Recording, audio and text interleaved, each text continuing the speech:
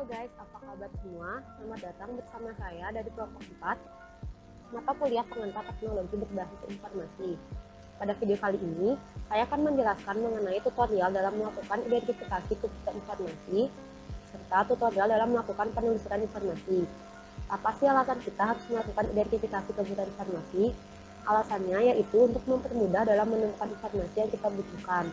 Selain itu, kita juga dapat menemukan informasi yang lebih spesifik dan sesuai dengan apa yang kamu inginkan. Untuk melakukan kegiatan ini, terdapat 3 step yang harus kamu lakukan terlebih dahulu. Pertama, dimulai dari mengidentifikasi rumusan masalah, lalu yang berikutnya, kamu dapat mengembangkan kata kunci, kemudian pada step berikutnya, kamu dapat memformulasikan kata kunci tersebut. Langkah pertama, tentukan kata kunci dari topik tersebut. Misalnya, judul penelitiannya adalah pengaruh sistem informasi bagi perpustakaan. Dari judul penelitian tersebut, didapatkan 2 kata kunci, yaitu sistem informasi dan perpustakaan. Tetapi, jika hanya terbatas menggunakan 2 kata kunci tersebut, maka nanti sumber informasi yang muncul akan kurang spesifik. Maka, dari 2 kata kunci tersebut, kita harus mengembangkannya terlebih dahulu. Untuk mengetahui bagaimana cara mengembangkan kata kunci tersebut, kita lanjut ke step berikutnya.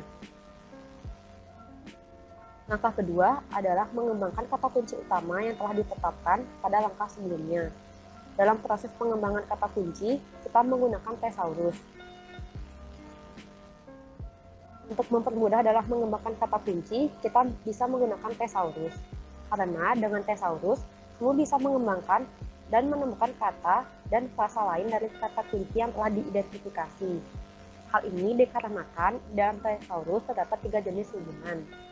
Pertama adalah hubungan kesetaraan atau sinonim.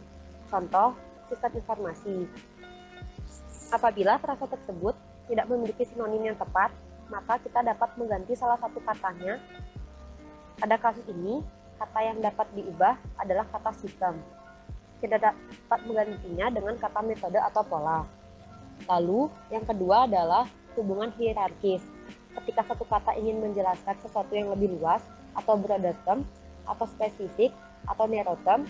Contoh, kita punya kata yaitu sistem informasi dan perpustakaan.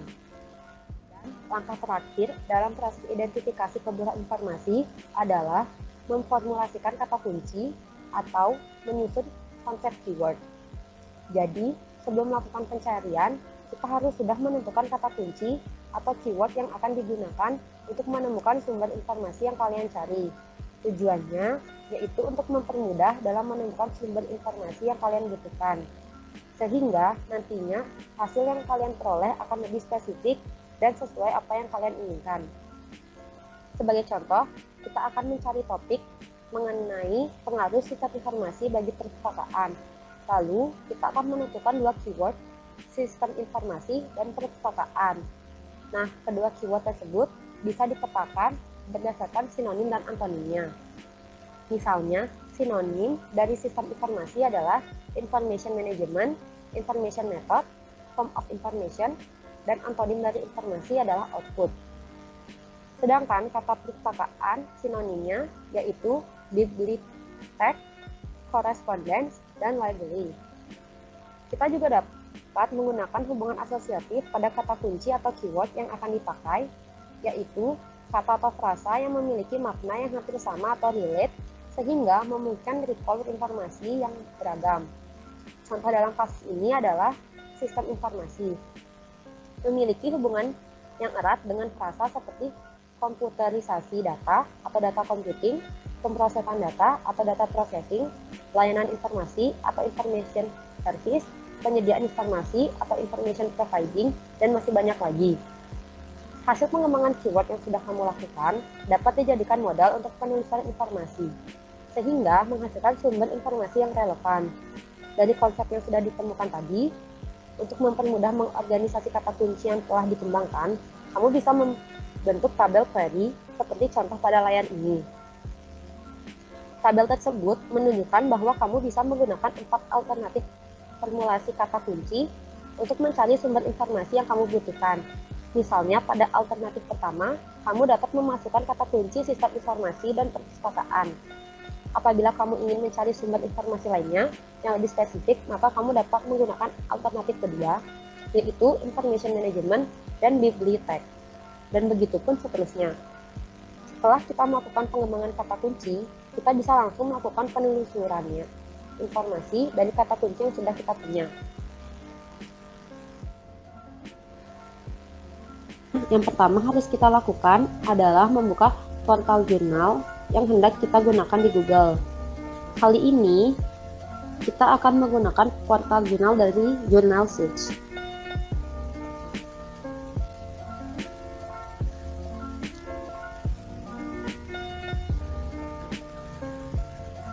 Terdapat dua cara untuk melakukan penelusuran informasi. Cara yang pertama dengan menggunakan Basic Search, dan cara yang kedua dengan menggunakan Advanced Search. Dalam melakukan pencarian menggunakan Basic Search, kita bisa memasukkan satu kata kunci yang sudah kita punya ke dalam search box. Contoh, saya akan memasukkan kata kunci Information Management.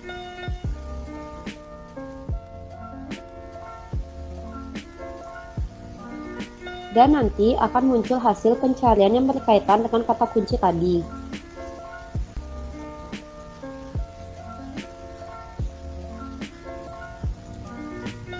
Setelah mencoba menggunakan Basic Search, sekarang kita akan mencoba dengan Advanced Search. Bedanya dengan Basic Search, yaitu Advanced Search akan memberikan hasil yang lebih spesifik, dan Advanced Search ini menggunakan logika boolean, open-end, dan not access. N untuk mempersempit temuan, sedangkan OR menampilkan semua informasi sesuai dengan keyword tetapi menghasilkan banyak query. Sedangkan NOT untuk recall query berupa operator. Contohnya,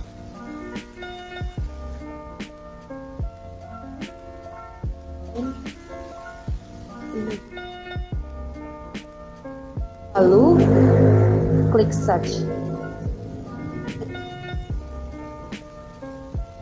Setelah itu, maka akan keluar hasil pencarian yang lebih spesifik dengan kata kunci yang kita gunakan. Jika sudah selesai dalam melakukan pencarian informasinya, sekarang saya akan mengenalkan fitur-fitur yang dapat kita gunakan pada Journal Search ini. Yang pertama, terdapat fitur Best First. Fitur ini berguna untuk memberikan hasil pencarian yang paling bagus yang terdapat pada Journal Search. Kotak jurnal ini selalu terdapat di posisi paling atas atau posisi pertama. Contohnya seperti ini.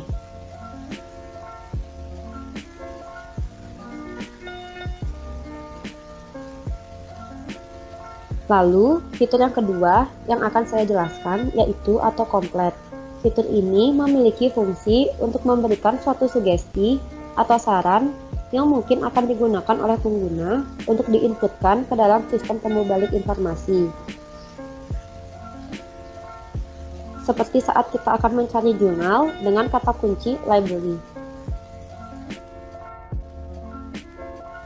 Maka, nanti akan muncul saran-saran yang sesuai dengan kata kunci yang kita akan cari.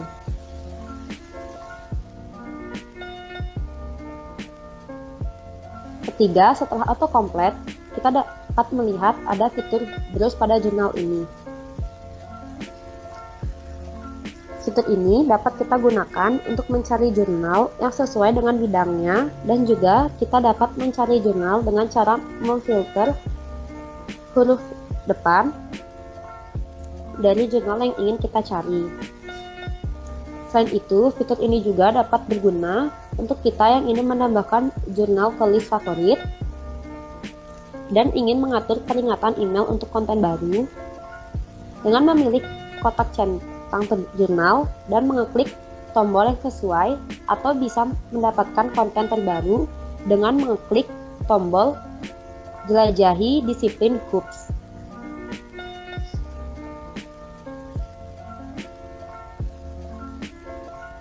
Lalu yang keempat, terdapat fitur Save in Search, Search History, dan juga Save Search.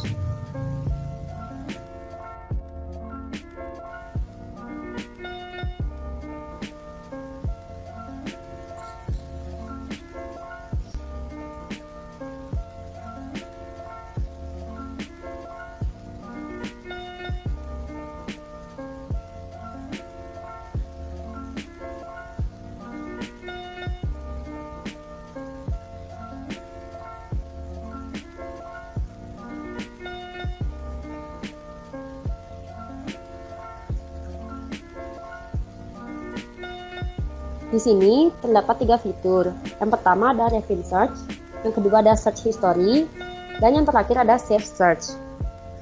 3 fitur ini terletak berdampingan tetapi memiliki fungsi yang berbeda. Refine Search, kegunaannya sama seperti Advanced Search, mencari informasi dengan kata kunci yang spesifik. Lalu, Search History.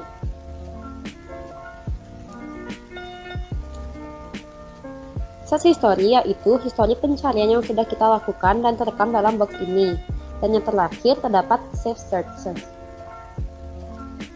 Hampir sama kegunaannya dengan Search History, tetapi pada Save Searches ini kita dapat memahami pencarian kita dengan judul lain serta akan mendapatkan pemberitahuan jika terdapat jurnal baru yang berkaitan dengan kata kunci yang sudah kita simpan tadi. Lalu fitur yang terakhir yaitu terdapat Actionable Result. Fitur ini berguna untuk membantu pengguna dalam menindaklanjuti hasil pencarian yang telah didapat. Pengguna dapat menggunakan hasil result tersebut akan dibaca dengan mengklik tanda yang seperti buku atau download dengan mengklik tanda PDF. Contohnya seperti ini.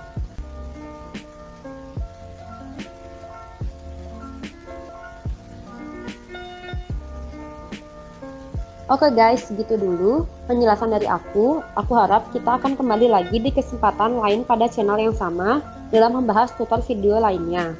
Dan pastikan kalian nonton juga. Terima kasih dan see you in the next video.